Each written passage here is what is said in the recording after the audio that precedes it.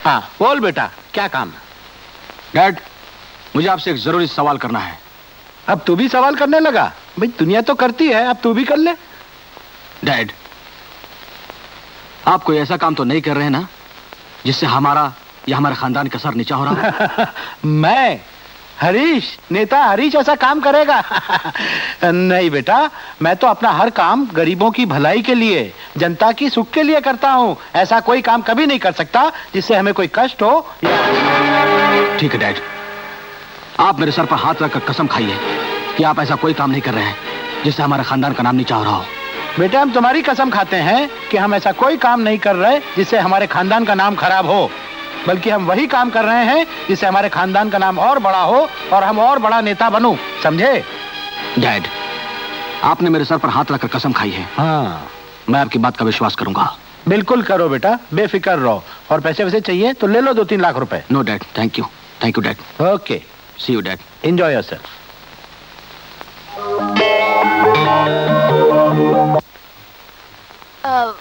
ठहरिए madam, हमें सिन्हा साहब से मिलना है। सिन्हा साहब का तो यहाँ से ट्रांसफर हो गया है। क्या? जब से आप दोनों उनको मिली, उनको न दिन को चैन है न रात को आराम है। कभी इधर भटक रहे हैं, कभी उधर भटक रहे हैं। देखिए मैडम, मेरी सलाह मानिए तो आप दोनों भी ये शहर छोड़कर चले जाइए, क्योंकि इस शहर के बड़े बड़े गुरु घंटाल आपकी जान के पीछे हैं। आपकी जान को यहाँ पर बहुत खतरा है। लगता है रानी, अब हमें ही कुछ करना पड़ेगा। ज्योति, तू चिंता मत कर, मैं तेरे साथ हूँ और आशा की मौत का बदला हम जरूर लेंगे। तू एक काम कर, मुझे उस फर्जी प्रोड्यूसर को फोन करके मिला। ठीक है। कोई भी हमारा साथ नहीं दे रहा है, क्या करे? लेकिन आशा, मैं तेरी मौत का बदला जरूर लूंगी। पहले कभी काम किया है? जी हाँ। कहाँ? थिएटर में प्ले किया था। मतलब फिल्म में काम नहीं किया है, ऐसे शौकिया काम किया है? जी हाँ। देखो, मेरी फिल्म में एक बड़ा अच्छा रोल है। अच्छा। मैं आपको दे सकता हूँ, मगर प्रॉब्लम ये है कि सबसे पहले आपको फोटो सेशन करना पड़ेगा, क्योंकि स्क्रीन पे लड़की कैसी लगती है, क्या होता है, ये थोड़ा सा प्रोड्यूसर डायरेक्टर को पता हो तो बेटर होता है। तो आप एक काम कीजिए, आप घर आ जाइए। हेलो। अरे चोपड़ा साहब, मैं रानी बोल रही हूँ। हाँ बोलो मेरी रानी, कैसी हो? एक लड़की है जिसे हीरोइन बनना है। अरे तो ले आओ ना उसे, मेरे पास ले आओ। अरे उसकी लाइफ बना दूंगा, जैसी मेरी बनाई थी। क्या? कुछ नहीं, मैं उसे अपने साथ लाती हूँ। अच्छी बात है। हाँ मगर देखो, एक पहले मेरे पास लड़की बैठी हुई है, अगर तुम पहले नहीं आई तो उसको ही रोल दे दूंगा। ओके? ओके।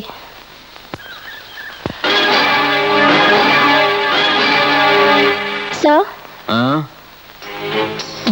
हाँ, आओ आओ रानी। यही तुम्हारी फ्रेंड है जो हीरोइन बनना चाहती है? जी। जी, आप मुझे हीरोइन बनाएंगे? क्यों नहीं, यही तो उम्र है हीरोइन बनने की। लेकिन क्यों, क्या कोई प्रॉब्लम है? नहीं नहीं, कोई प्रॉब्लम नहीं है, सिर्फ ये देखना है कि तुम एक्टिंग कर पाती हो या नहीं कर पाती हो, तुम कैसी लगती हो, ये देखने के लिए तुम्हारा स्क्रीन टेस्ट लेना पड़ेगा। Screen test? वो क्या होता है? कुछ नहीं, बस यही देखना है कि तुम कैमरे के सामने कैसी लगती हो। ओके। आओ रानी, तुम बाहर रुको, मैं इसका स्क्रीन टेस्ट लेकर आ रहा हूँ। जी सर। चलो।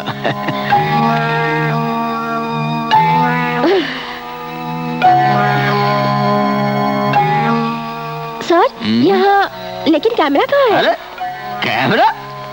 हाँ? अरे ये मेरी आंखें है ना, यही कैमरा है।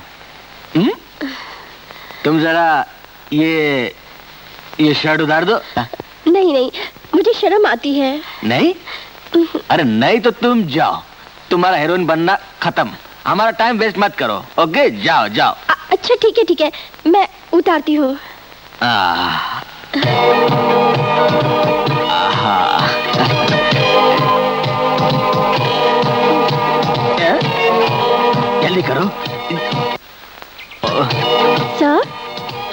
तो अपने कपड़े उतार दिए, अब आप भी उतारिए ना।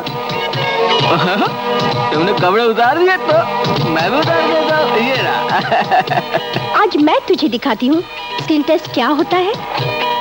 आज के बाद तुझे स्किन टेस्ट लेने की कोई जरूरत नहीं पड़ेगी, क्योंकि आज की रात तेरा आखिरी स्किन टेस्ट होगा। ये क्या कर रही हो? मैं बिल्कुल ठीक कह रही हूँ चोपड़ा। तो जैसे इंसान को जीने का कोई हक नहीं है, जो मासूम भोली भाली लड़कियों को हीरोइन बनाने का झांसे देकर उनके जिस्म से खेलता है और उन्हें मुंह दिखाने के लायक नहीं छोड़ता, आज मैं तेरे जिस्म से खेलूंगी और तुझे ऐसे ऐसे पोज दिखाऊंगी जो तूने कभी सपने में भी नहीं देखे होंगे। ये कैसा रहा? क्या कर रही हो? और ये तेरा जिंदगी का आखिरी पोज होगा। नहीं प्लीज ऐसा मत करना, प्लीज मुझे छोड़ दो प्लीज।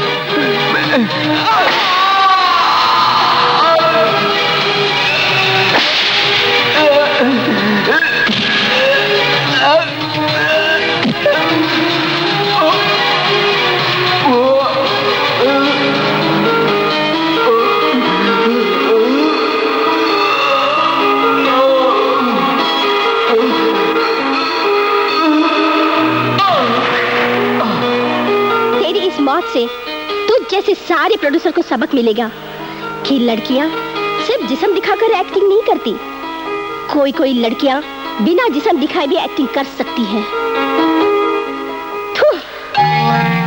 ये सब क्या हो रहा है शक्ति? दिन दहाड़े चोपड़ा का खून हो गया और तुम लोग कुछ कर ही नहीं रहे हो, ऐसे कैसे होगा? नेता, मैं भी आजकल बहुत बिजी हूँ। सुबह उठता हूँ तो प्रेस, दोपहर को उठता हूँ तो टीवी, रात को उठकर पुलिस वाले मिलने आते हैं। ये क्या हो रहा है, क्या हो रहा है? कुछ समझ में नहीं आ रहा है। मुझे तो लगता है कि दे दनादन और अभी nothing is to be done. देखो, ये मामला ऐसा नहीं है। हम में से एक का खून हुआ है, उस साले चोपड़ा को भी अभी मरना था। इलेक्शन सर पे है। और नेता, वो चोपड़ा है ना, चोपड़ा, मैंने उसे कितना समझाया था, तुम्हें भी समझाया था, 2-3 महीने के लिए अंडरग्राउंड हो जाओ, कुछ मत करो। लेकिन साला दड़ियल खड़ूस प्रोड्यूसर। देखो, वो तो मरा तो अच्छा हुआ, वैसे भी बेकार फ्लॉप फिल्में बनाता था, उसकी जीने का कोई मकसद नहीं था। लेकिन ये पता चलाना चाहिए कि इसके पीछे हाथ किसका है। कहीं ये मेरे खिलाफ कोई साजिश तो नहीं? तुम्हारे खिलाफ कोई साजिश नहीं नेता, तुम इन सब बातों को भूल जाओ और मैं जैसा कहता हूँ ऐसा करो। अपने इलेक्शन की अच्छे से तैयारी करो, इलेक्शन जीतो, बड़ा नेता बनो, फिर बाहर निकलो और उसके बाद मेरी प्रमोशन के बारे में सोचो, समझे?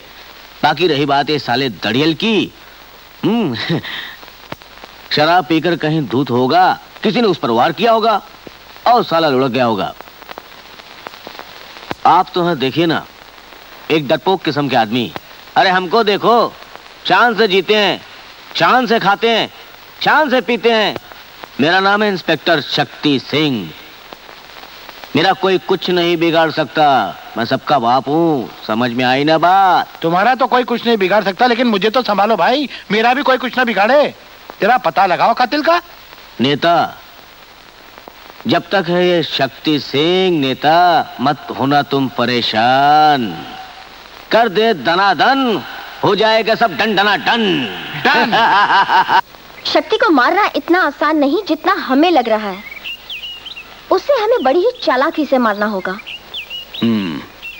तुम ठीक कह रही हो रानी। शक्ति सिंह को हम लोग ड्यूटी पर मार नहीं सकते। उसके लिए हमें इंतजार करना पड़ेगा कि जब उसकी ड्यूटी खत्म हो और उसके पास कोई न हो, तब हम उसे मार सकते हैं। शेर का शिकार करने के लिए शिकारी बकरी को बांधता है और जब शेर बाहर आता है तब शिकारी उस पर अटैक करता है। You are right. You are right. अब सुनो, प्लान ये है,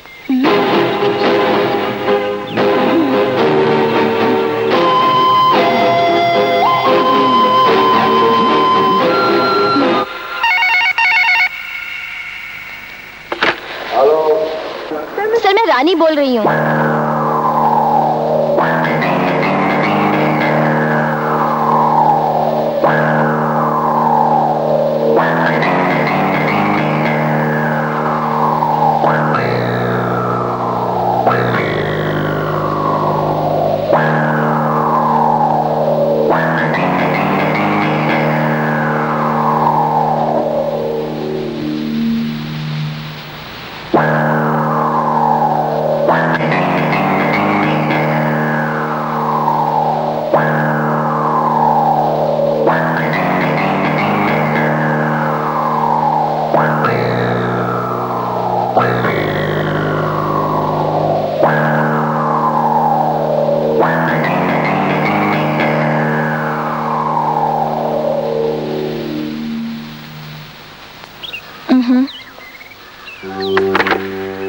होटल ब्लू मून, कमरा नंबर 42। क्या कहा उसने? अभी बुलाया है। तो फिर देर किस बात की? चलो चलते हैं, उसे भी हम मजा चखाएंगे। चलो। अरे कहाँ मटेंगे? अरे आओ, मैं एक अच्छी सी लड़की लेकर आऊंगी। अरे मेरी बॉडी पे दे दनादन हो रहा है। अरे जल्दी आना रे। अरे रानी, अरे जल्दी, बॉडी गर्म हो चुकी है। आ गई। आइए आइए रानी जी, आइए आइए रानी, आइए। हाँ, क्या बात है। हाँ ज्योति, यही वो प्रोड्यूसर है जो तुम्हारी लाइफ बना देंगे। अच्छा सर, मुझे बड़ी हीरोइन बनना है। आप मुझे अपनी फिल्म में चांस देंगे ना? आपको चांस? एक चांस नहीं, दूसरा, तीसरा, चांस पे चांस। इतनी बड़ी हीरोइन बनाऊंगा तुमको, इतनी बड़ी हीरोइन बनाऊंगा कि हिमालय की चोटी से लेकर जमीन के पानी तक एक ही नाम होगा, Jyoti Jyoti Jyoti. Now start. Ladies and gentleman, Hindustan की सबसे बड़ी हीरोइन आपके सामने सेक्सी डांस करने वाली है। Sound, camera, action.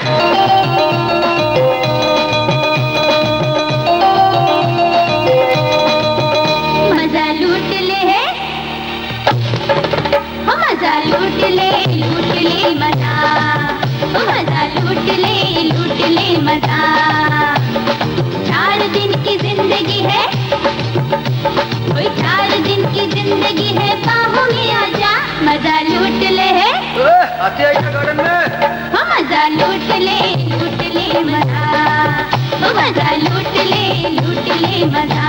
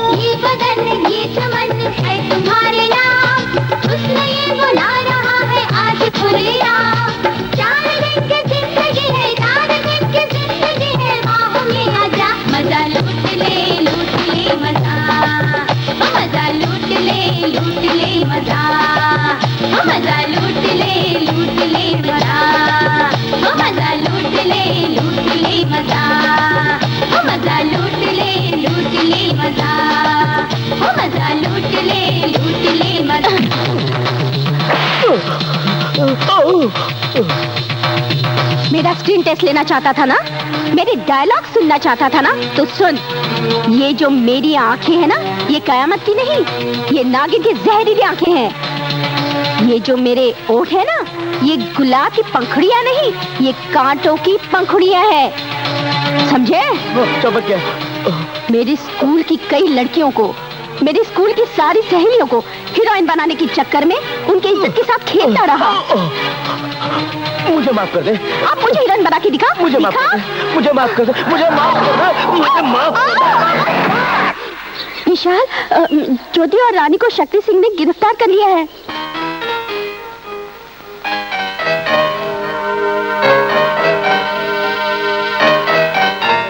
इंस्पेक्टर,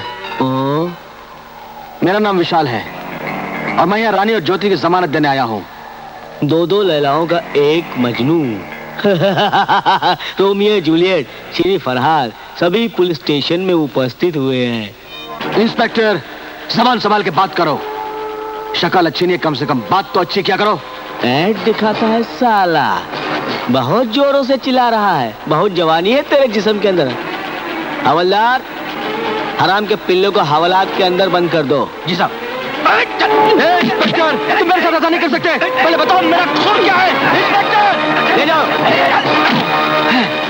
क्या तुम दो बहुत नाटक कर रही थी? हाँ नहीं इंस्पेक्टर, तुम मेरी ज्योति को हाथ नहीं लगा सकते। इंस्पेक्टर, आज बताता हूँ मैं तुम लोगों को। अरे मर्द का बच्चा है तो मुझे छोड़ के देख, मुझे छोड़ करके देख।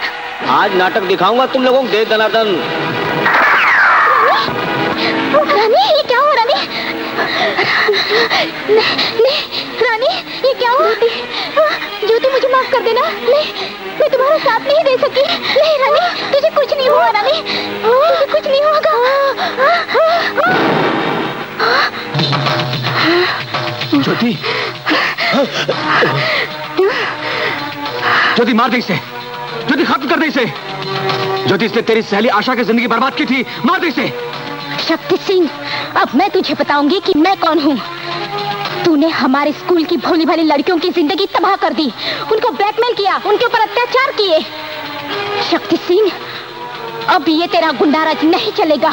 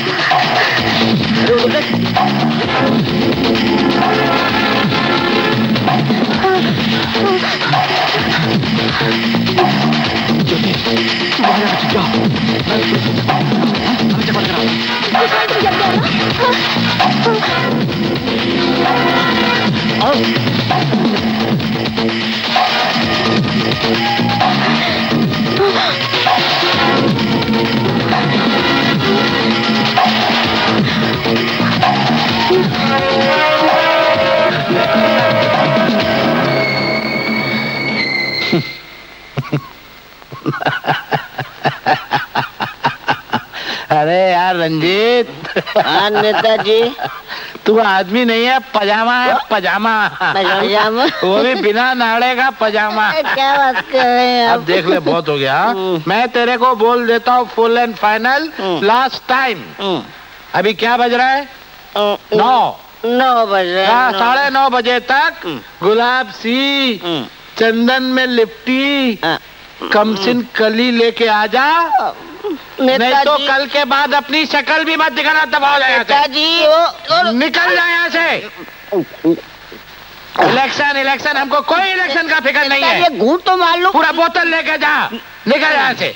आधे घंटे का टाइम दिया रंजीत।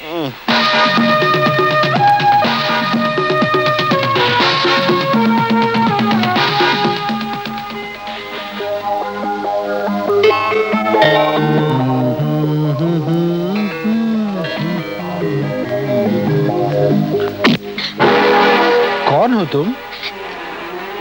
जी मेरे पीछे पुलिस पड़ी है। तुम बिल्कुल चिंता मत करो, पुलिस तो यहाँ आ ही नहीं सकती। और वैसे भी बहुत देर से मुझे तुम जैसी तितली का इंतजार था। आओ बैठो। बहुत हसीन हो तुम, बहुत प्यारी हो, सुंदर हो। वाह वाह। बैठो, घबराओ मत, बैठो ना। ये क्या कर रहे हैं आप? कुछ नहीं कर रहा हूँ, मैं तो तुम्हें प्यार से सहला रहा हूँ। बहुत हसीन हो तुम। तेरे जैसे बहुत देखे हैं मैंने। बेवकूफ लड़की, तूने मुझे थप्पड़ मारा। अब अंदर नहीं आ सकते। छोटे साहब, अब अंदर नहीं आ सकते। बड़े साहब ने मना किया अंदर आने के लिए। एक जरूरी मीटिंग चालू है अंदर, इसलिए।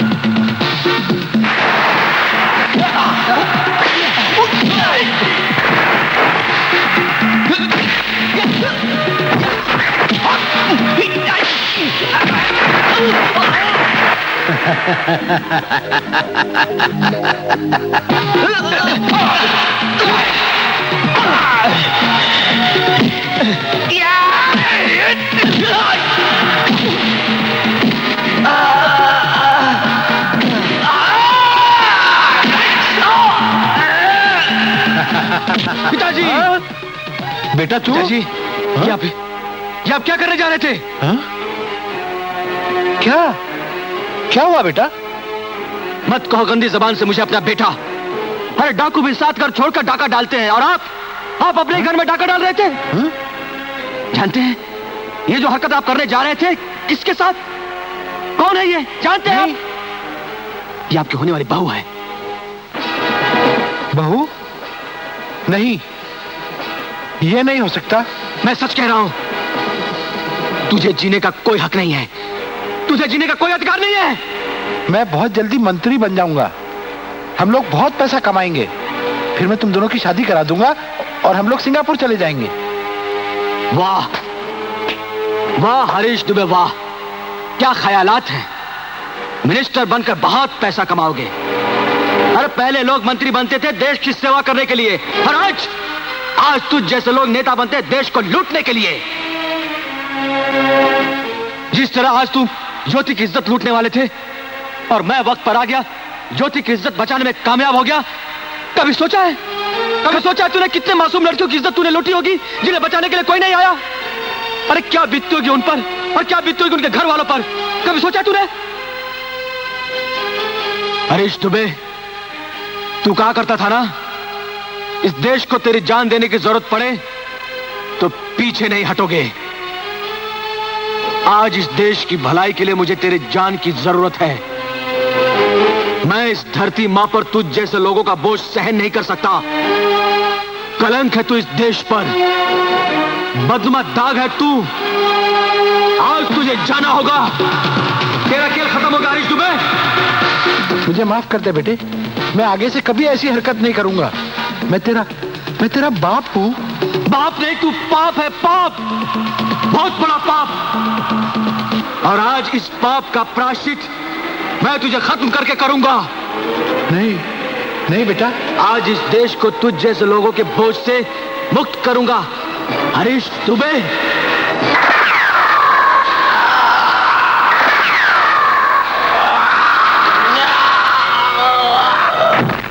मुझे माफ कर दो बेटा।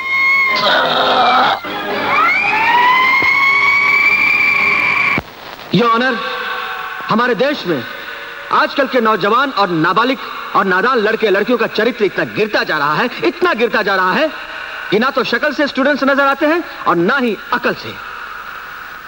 आजकल के हमारे कुछ टीवी चैनल्स और कुछ फिल्मों में दिखाई जाने वाले अश्लीलता देखकर ये नौजवान उत्साहित हो जाते हैं और खुद वैसा ही करने की कोशिश करते हैं, वैसा ही बनने की कोशिश करते हैं। योर ऑनर, लेकिन ये जानते नहीं कि उसके चक्कर में ये खुद वैश्य आशिक बनकर इतने भयानक खेल खेलने लगते हैं कि इनसे सारा समाज दहल उठता है। योर ऑनर, इस लड़की को देखिए, देखने में भोली भाली नादान, बड़ी मासूम सी, बड़ी नाक की सीध में चलने वाली लड़की लगती है, लेकिन वह ऐसी है नहीं। इसका नाम है ज्योति, लेकिन है एक ज्वाला, धड़कती ज्वाला, भड़कती ज्वाला। इसने अपने आशिक विशाल के साथ मिलकर पूरा प्लान बनाया और बड़ी बेरहमी से इंस्पेक्टर शक्ति सिंह का पुलिस लॉकअप के अंदर ही कत्ल कर दिया। योर ऑनर, मिस रानी भी इस मर्डर केस में इनके साथ थी, जो खुद मारी गई। मिस ज्योति, क्या यह सच है? जज साहब, वकील साहब ने अभी जो भी कुछ बोला उसका सच्चाई के साथ दूर दूर तक भी रिश्ता नहीं है। वकील साहब बहुत अच्छे। हिंदुस्तान के नौजवानों के लिए आपके दिल में जो जज्बा है उसकी मैं बहुत कदर करता हूं। और एक मशवरा देता हूं वकील साहब आपको, आप यह वकालत छोड़कर अगर फिल्म राइटिंग करना शुरू कर देंगे तो आप कादर खान को मात दे देंगे। Order order order. मिस ज्योति, आप आगे बोलिए। जज साहब, कानून पब्लिक की हिफाजत के लिए है और कानून की हिफाजत के लिए ये कानून के रखवाले, लेकिन ये कानून के रखवाले जब पब्लिक के साथ गैर कानूनी काम करने लगते हैं तो हम सब किसके पास जाएं? योर ऑनर, यह लड़की अदालत को ही कानून सिखाकर अदालत को ही तौहीन कर रही है। योर ऑनर, भावनाओं के बहाव में अदालत को बहाकर यह लड़की अदालत को गुमराह करना चाहती है। लेकिन यह लड़की जानती नहीं कि अदालत सिर्फ भावनाओं पर नहीं बल्कि सबूतों पर विश्वास करती है। इससे कहा जाए कि सिर्फ सच्चाई बयान करे। मैं सच बोल रही हूँ। इंस्पेक्टर शक्ति ने हमारे साथ बदतमीजी की। हम लोगों ने अपना बचाव किया और उस हाथापाई में इंस्पेक्टर शक्ति सिंह खुद अपने ही पिस्तौल से मारा गया। झूठ बोल रही है लड़की। इंस्पेक्टर शक्ति सिंह का खून भले ही उसकी पिस्तौल से हुआ हो, लेकिन गोली मिस ज्योति नहीं चलाई थी। Objection my lord. मेरे फाजिल दोस्त मेरे भोले भाले और मासूम मुवक्किल को डरा धमकाकर उनसे वो गुनाह कबूल करवाना चाहते हैं जो उन्होंने किया ही नहीं। Objection sustained. हाँ तो मिस ज्योति, आप ये कहना चाहते हैं कि आपने गोली चलाई ही नहीं? जज साहब, मैं आपसे पहले भी कह चुकी हूँ कि हम तीनों की हाथापाई में इंस्पेक्टर शक्ति सिंह खुद अपने हाथों से ही मारा गया। जब उसने मरते मरते मुझे मारने के लिए गोली चलाई तो रानी बीच में आ गई। रानी की उसी जगह मौत हो गई और खून देखकर मैं वहां से भाग गई। भाग गई? Point to be noted my lord कि लड़की वहां से भाग गई क्योंकि उसको विशाल द्वारा एक और खून करवाना था। इसका आशिक विशाल उसी पुलिस स्टेशन में दूसरे लॉकअप में बंद था। इस लड़की ने विशाल की लॉकअप तोड़कर भागने में पूरी मदद की है। मिलॉर्ड, मैं अदालत से दरख्वास्त करता हूं कि इस घटना के चश्मदीद गवाह इंस्पेक्टर विक्रम को अदालत में पेश किया जाए।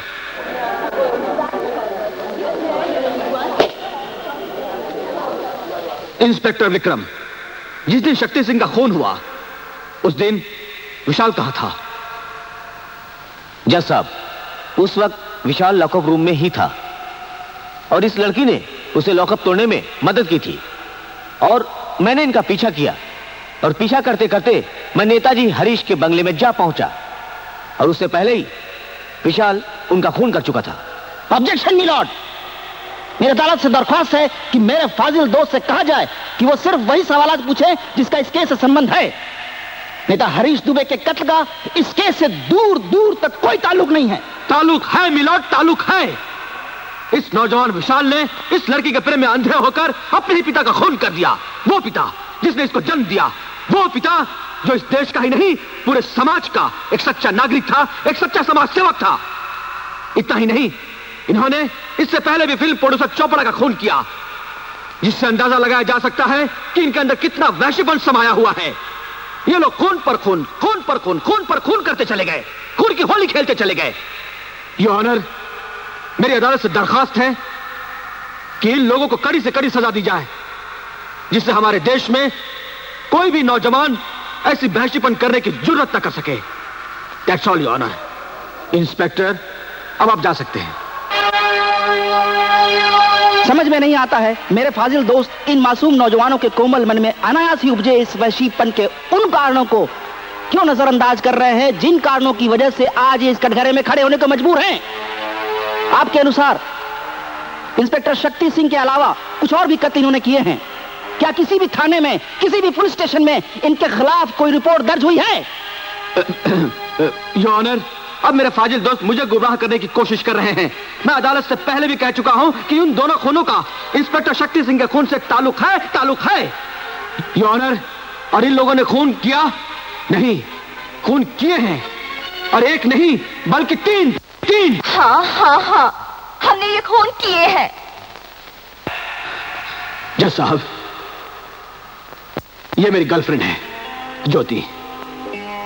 इसकी सहेली रानी का film producer Chopra, inspector Shakti Singh और मेरे पिता हरीश दुबे ने फिल्म में हीरोइन बनाने का झांसा देकर फंसाया और उसके साथ वो कुकर्म किया जिसे बोलते हुए मुझे शर्म आती है।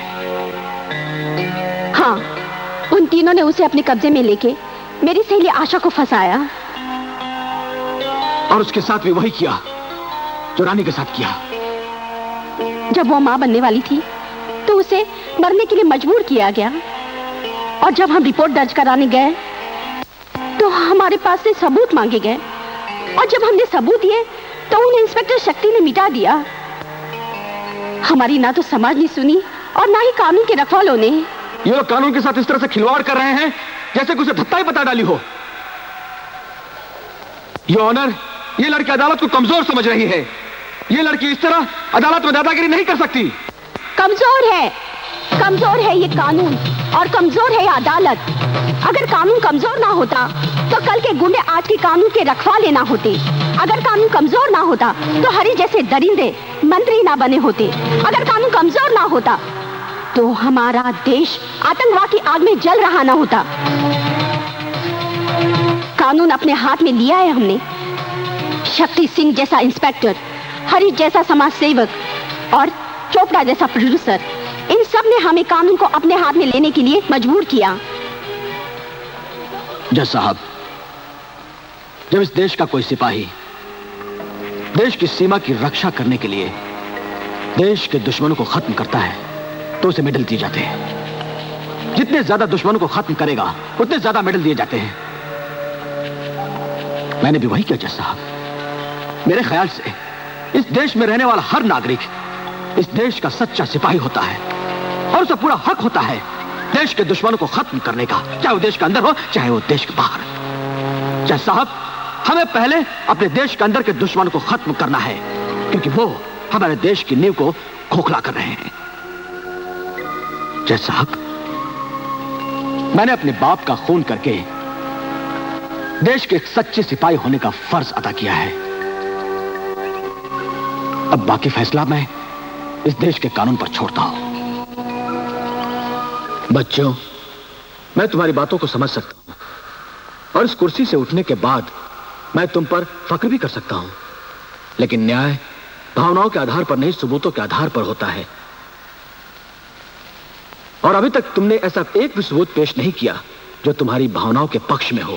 ठहरिए जज साहब, हम स्कूल गर्ल्स सबूत ले आई हैं।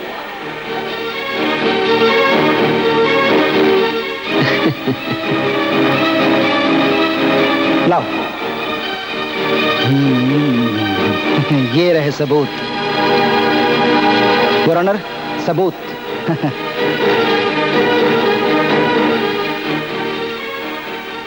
योर ऑनर, इस आदमी का नाम रंजीत है। आदमी के रूप में भेड़िया और उन 3 दरिंदों का प्यादा। अब ये बताएगा कि ये मासूम नौजवान बेगुनाह है, निर्दोष है या दोषी है। That's all your honour. क्या ये सच है मिस्टर रंजीत? जज साहब, मैं अपने गुनाह कबूल करता हूं और मैं ये भी कबूल करता हूं कि हम चारों मिलकर स्कूल गर्ल्स को फंसाया करते थे। उसके बाद उनके साथ कुकर्म करते थे, उनको फिल्मों में हीरोइन बनाने का झांसा देते थे। मैं उन सबकी अश्लील तस्वीरें निकालता था। उन तस्वीरों के सहारे हम उन लड़कियों को ब्लैकमेल करते थे। योर ऑनर, ये दोनों बच्चे बेगुनाह हैं। बस। Order, order. स्कूल गर्ल्स द्वारा पेश किए गए सबूतों और रंजीत के बयानों व इकबाल जुर्म के आधार पर यह अदालत इस नतीजे पर पहुंची है कि अप्रत्यक्ष रूप से ही सही इन्होंने एक अच्छे सच्चे देशभक्त होने का काम किया है। इसलिए यह अदालत इन दोनों बच्चों को बाइज्जत बरी करती है और रंजीत पर केस चलाने का हुक्म देती है।